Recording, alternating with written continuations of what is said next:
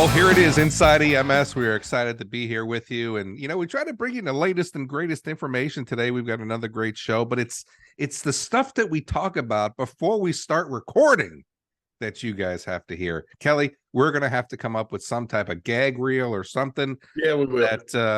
Because we get a little bit crazy before we hit the record button, don't we? Crazy. Yeah. I don't know if the world is ready to hear uncensored Kelly Grayson. Censored Kelly Grayson is already NC-17 anyway. Yeah, I think a Inside EMS gag reel would be a nice Christmas present for people. Here, our bloopers and our occasional bleeps. Well, I got to tell you, man, since we've gone to video, and if you haven't checked out our video, Inside EMS or EMS1 video on YouTube, and we've been a little bit more tame because we don't have the opportunity to edit like we used to back in the old days. But I can't podcast naked anymore. That's right. I mean, it was really something that was quite challenging for me, and my therapist said I am getting better. But Kelly, a couple things in the news this week that we're going to talk about. Certainly, LeBron James' son, Bronny, had a cardiac arrest while playing basketball. We talk about kids in sports now are having some challenges. So we want to talk a little bit about public access defibrillation. And then we're going to switch gears a little bit. And we're going to talk about a couple of EMTs were assaulted. And it's given me a lot of pause and a lot of concern, where I've actually been thinking about, since Kelly Grayson will be retiring from his, direct care of being on the truck. I've actually missed full it. Time, yeah. And I've wondered where I could be, where I could work on the truck myself and just get back into the job that I've always loved. But then you see all this assault and stuff that's going on.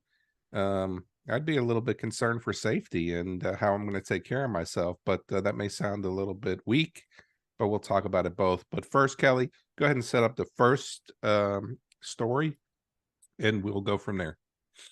Yeah, July 25th, LeBron James' son. Take two. Wait, no, come on, cut. Everybody, quiet on the set. And Kelly Grayson, and action. Yeah, on July the 25th, LeBron James' son, Bronny, a freshman at USC, suffered a cardiac arrest during practice. Apparently undiagnosed heart problems, went into cardiac arrest, was successfully revived, resuscitated, and shipped via ambulance to the hospital, and he's now out of the ICU and in stable condition. So apparently it looks like it was a fairly uneventful, if such a thing can be said of a cardiac arrest, a fairly uneventful cardiac arrest and a successful resuscitation. But it just goes to show that fat, out of shape 55-year-old paramedics don't just go into cardiac arrests. No, they have pulmonary emboli.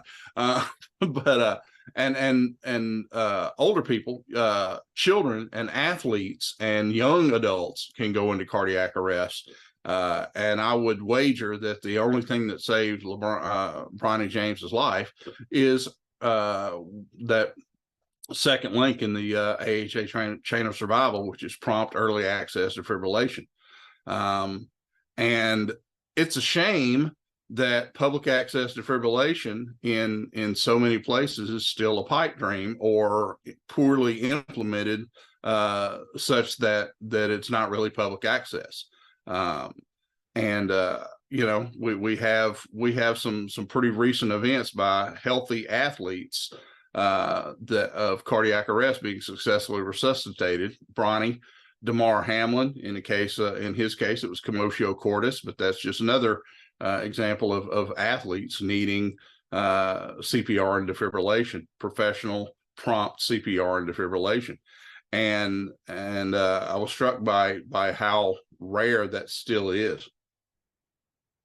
One of the things that's interesting to me is in my career, I've ran two calls, one on a high school athlete playing football that went into cardiac arrest, and a college athlete playing basketball that went into cardiac arrest.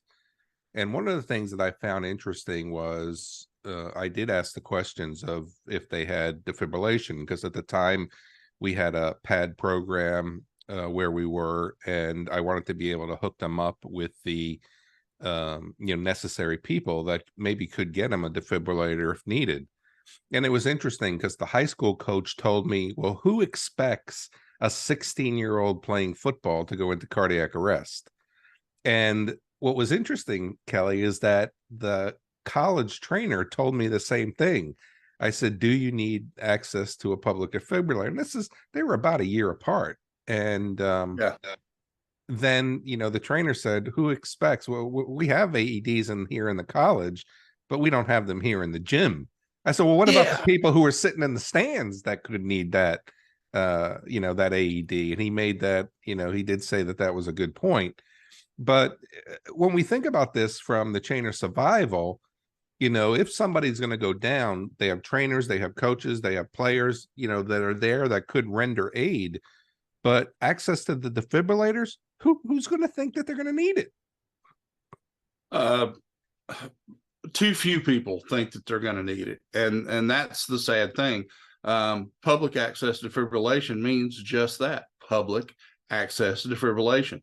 It's not a special thing for special people to use. The whole point of prompt public access defibrillation is that it can be readily accessed by anyone. Go to the airport, anybody can pull one of those AEDs off the wall. It's just I don't know if it's a control thing.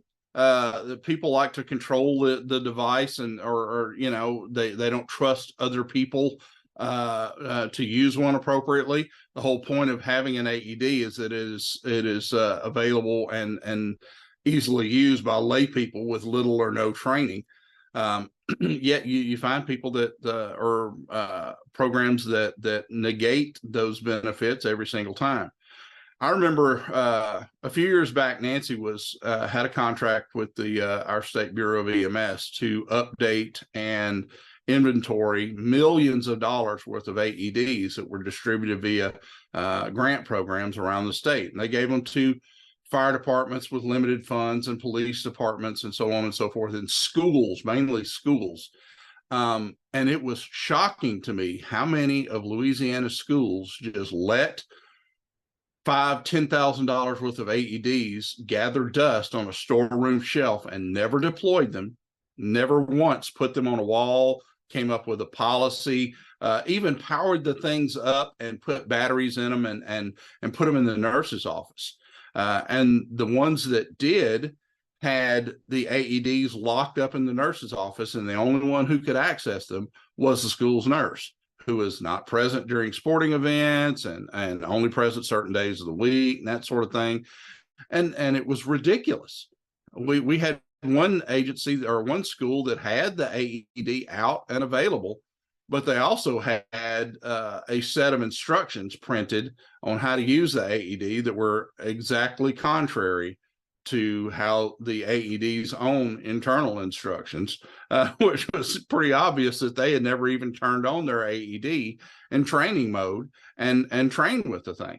And it was kind of sad, to know that despite all the money we had spent on public access defibrillation, that it was still not implemented properly. You find better at an airport from a layperson where they have CPR training kiosks, than you do from medical professionals in schools. It's a pretty sad state of affairs. Kelly, do you think, and I may be a little bit removed from this, but do you think we think about the public access defibrillator programs? I remember when I was at a large high performance EMS system, we started to have AED registration monitored by the dispatch center. So when somebody called, they said, hey, go 2 doors down to blah, blah, blah. They've got an AED and, pad programs. And do you think that, I think EMS did a really great job of spearheading that, but have we taken a step backwards and that we've kind of just assumed that everybody got the education, or do you think that it's just the complacency of people that know it's there, but they're just not using them? I think it's complacency, and I think there have been some, I think there's a bit of a disconnect between the nuts and bolts of how a program should be implemented and the planning of it. There's great in theory, poor in execution. I remember back in the day when we had to be EMS instructors in Louisiana, also had to take a separate AED instructor class, and we were certified AED instructors. And every AED program in the state of Louisiana had to have a medical director who was tasked with reviewing the data from every single AED deployment. And the staff had to recertify with the AED every 2 years, just like they did with CPR. And you can imagine how onerous that being, how popular AEDs were not. And when American Heart Association jumped on the public access defibrillation bandwagon, that's what really changed things. And they were successful in kind of removing those strictures of strict medical director review and having to have a medical director for every AED program. And they kind of brought public access defibrillation to the masses, made it truly public access.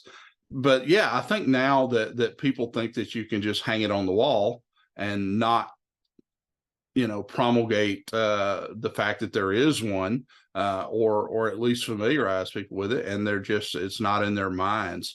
And the people think that deploying AEDs think that their task is done when they stick it on the wall or put it in a box somewhere and send out a memo, and that's it. Fortunately for Bronny James and for Damar Hamlin and other people in well organized athletic programs, they had trainers and they had people that are practice and drill on those sorts of things, and they were able to save someone's life. But this is not. And I was looking back over I was doing a Google search on basketball players who had suffered cardiac arrest, because I'm trying to remember. There was Len Bias in 1986 who died on the court for the Maryland Terrapins. He'd just been drafted by the Boston Celtics, and he died from arrhythmia due to cocaine overdose. But there was another basketball player whose name escapes my mind that died of cardiac arrest in a workout, most likely because rapid defibrillation was not available. And apparently another USC basketball player had a cardiac arrest a year ago. And this Vince, I'm going to butcher poor Vince's name, Vince Iwachukwu. He was a 7-foot basketball player for USC, took a water break and collapsed. And they resuscitated him successfully. So, so they had a practice run for Bronny James a year earlier, and they apparently learned their lessons from that. Just it happens, and it's a well-recognized medical phenomena that just because you're a healthy athlete does not mean you are immune to arrhythmia. Athletic cardiomyopathy is a thing. These guys, it's not really hypertrophic cardiomyopathy, but they build up their left ventricle due to the intense cardiovascular conditioning and exercise they do, and sometimes that results in life-threatening arrhythmias. Yeah, and it's not something you can screen for it a little bit, but sometimes you never know you have the propensity for a life-threatening arrhythmia until you've had one. What is it? The statistics for sudden out-of-hospital cardiac arrest, we lose 350,000 people a year in out-of-hospital cardiac arrest, or they suffer it every year, and the vast majority never knew they had heart disease until they have a cardiac arrest. So. Yeah. Interesting stuff. Let's go ahead and switch gears. I don't know what you're doing, man, but I always see half your face. What is that all about, man? You need to put yourself.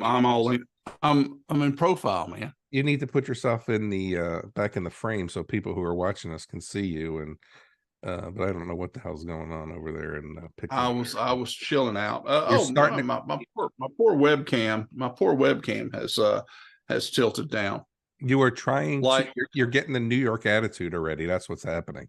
like like many things in my life at this age, my webcam has started to sag. All right, we're not going to go anywhere with that. Let's go ahead and move along. But I do want to switch gears, as we talk about things that are happening in the news that we have to pay attention to. Certainly, I think public access defibrillation, and if you have a good program there, let us know about it. Let us know that those programs are still going on, and give us some characteristics about your program. We'll certainly share it. But we did have a EMT in New York at a Mount Sinai hospital that was stabbed by a patient as they were pulling into the emergency room. The patient became agitated, took out a knife, stabbed the EMT, Julia Taylor Fatum. She underwent several surgeries. She was stabbed in the chest, stabbed in the leg, stabbed in the arm. And then when we think about, we go to the 24th of July, we do have another assault where a paramedic was assaulted during transport, and they were punched in the eye, and even the ED staff was threatened. And you and I have disagreed on this about I think that this has gone up. The amount of assault on EMS providers has gone up. You think it's because of the 24-hour news cycle that has said that we're just seeing more of this. I think it's both. I don't disagree with you that it has gone up, but I also think that we're seeing more of it because of the 24-hour news cycle. But here's the thing that I think is interesting. You and I have been in EMS, and we know how news spreads in EMS. I don't remember hearing about this stuff when, back in the old days, but it's still the point of this is getting to be a very, very slippery slope for our staff. And we've got to be able to figure out ways that we can keep them safe. I mean, I had challenges in my career as a paramedic where people would get aggressive. I was able to put myself in a position that I could defend myself if I needed to do that. Kelly Grayson, I don't suspect many people are threatening you with your, you're very tall male. You're a very, you're kind of a big guy, and, people, aren't really going to put their hands up. I'm sure you've had it, as everyone else has. But when we think about our female professionals, when we think about people that, other folks may be having some mental illness challenges that think that they can take on the world, it's becoming more and more troublesome and worrisome that we are going to start to lose providers because people are going to just take advantage of them. And I go back to New York City, where the EMT lieutenant was walking on the street, and some guy just grabbed her and threw her down and stabbed her, countless times and killed her. And Arroyo. Yeah, and even though that wasn't on the job, that was just a random street assault. It still keeps the height of our safety. And as an EMS leader, if I was in charge of those EMS systems, that has to be the first and foremost concern of mine, to make sure that the workforce goes home at the end of their shift. And I'm losing faith in that we are keeping our providers. And I think I'm babbling, man. I'm just going to go ahead and give it to you. But I'm losing faith in the ability to keep our providers safe. Yeah, I don't think this is not strictly an EMS thing either. It is assaults, and I don't have statistics, so I'm not going to quote them, and I'm not going to say blanket that society has gotten more violent. But certainly our discourse, our verbal discourse between human beings in this country, at least, has gotten far less civil, and we are nastier to each other than we have been in my memory. And I think that the marginalized in society and those who are mentally ill have you starting to see increased amounts of them lashing out in violence. I think it goes back to President Reagan pretty much dismantling and defunding the mental health system in the United States. I don't think that Ronald Reagan knew what the consequences of what he was doing back then, but it resulted in, a great many people who should be institutionalized because of their violent tendencies and their danger to society are walking around free on the streets.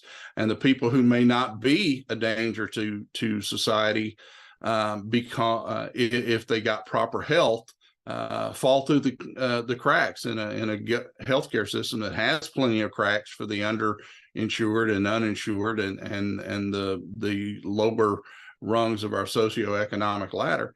We got a lot of people out there that are not getting the help they need, and they decompensate and they spiral into ever worsening mental illness, and they lash out and hurt people. And we are working harder in EMS and trying to pick those to pick up the pieces of that broken healthcare system, and we get stabbed and beat up as well. I think we hear more about it, but yeah, I agree with you that it is happening more often. There are some steps, though, I think that agency leaders can take. My question would be, and I'm not by any stretch of the imagination laying the blame at the feet of the EMTs here who were attacked, but how does one get stabbed in your own ambulance by a person who is emotionally disturbed as you were taking to the hospital for same? How does that happen? How did they get in your ambulance with a weapon? How were they able to get their, if you were dealing with an emotionally disturbed patient, how'd they get their limbs free? But I think that's semantics, man. I mean, we could sit here and we could say those things, but we've been in on calls that have been very, very benign and that have escalated verbally and have escalated behaviorally. And I didn't put my hands on every single patient to pat them down to see if they were carrying a weapon. And for us to sit here and say, how does that happen? I don't know that we can be armchair quarterbacks to say, because how many times have you I'm not trying to be, but how many times have you been on a call where things have kind of ratcheted up? And did you ever think, oh my God, they may have a weapon and they could attack me? I know I didn't have that mindset. And I think that we're trying to do our job as to the best of our ability. We're trying to deliver the highest quality of patient care. We're not thinking about that these people are there to hurt us, because we keep saying, I'm here to help you, right? So to flip the coin and say, how does it happen? How many times, Kelly, have you been on a call to where they've unbuckled themselves and they've stood up in the back of the ambulance and they've jumped out the back doors and and case in point, my former employer recognized these issues. They've had assaults on patients, on crew by emotionally disturbed patients, and they implemented a blanket policy. And I'm not really a fan of blanket policies, but I can understand their motivation, and in this case, and I cannot question the results, because it has kept our people safer. Any emotionally disturbed patient that we have, any psychiatric complaint or patient with significantly altered mental status, every single one of them gets limb restraints and a strap around the chest under the arms that buckles in the back that they cannot reach. The reason for that is multifold. Some years back, we had a patient jump out of a moving ambulance on Interstate 10 in New Orleans and got smeared by oncoming traffic. So we implemented the psychiatric sports safety belt to prevent that from happening. At least one strap to hold the patient against a stretcher that the patient cannot undo themselves. And with the assaults, we've gone to pre-mounted limb restraints on the ambulance. And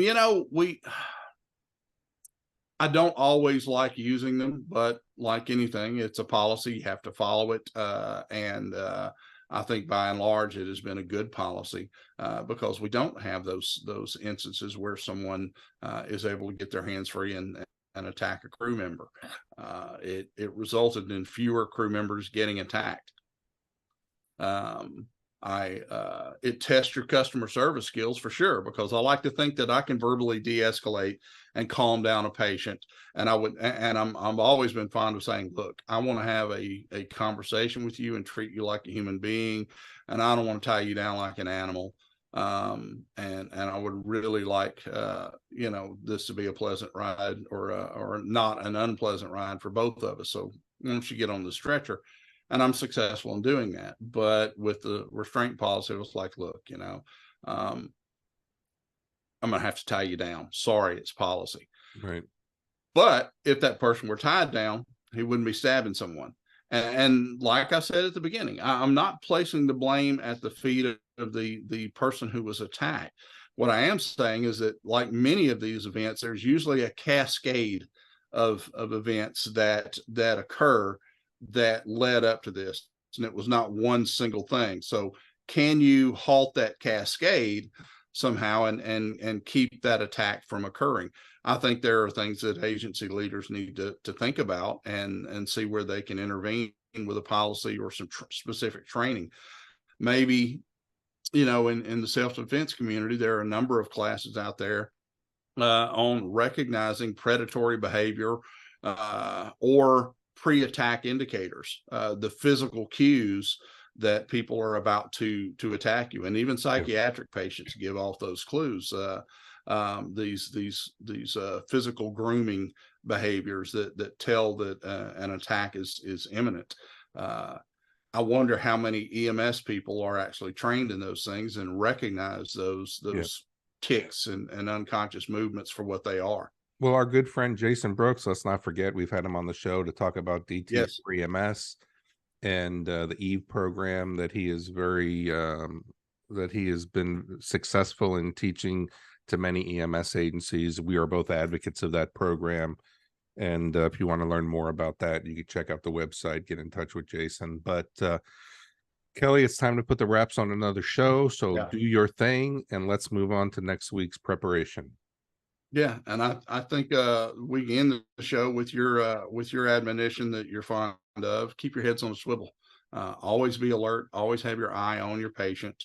I know it's hard sometimes when you're getting slammed by calls and you're trying to get your run paperwork taken care of before you get dispatched to the next one. But your safety is important, and sometimes you need to be paying attention to your patient, even when you think it's a milk run.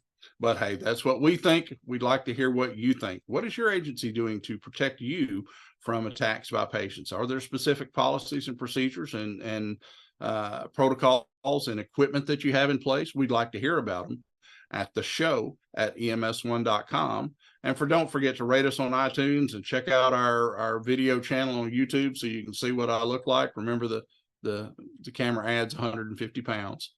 For myself and co-host Chris Cebollero, thanks for tuning in to Inside EMS. We're going to catch you guys next week.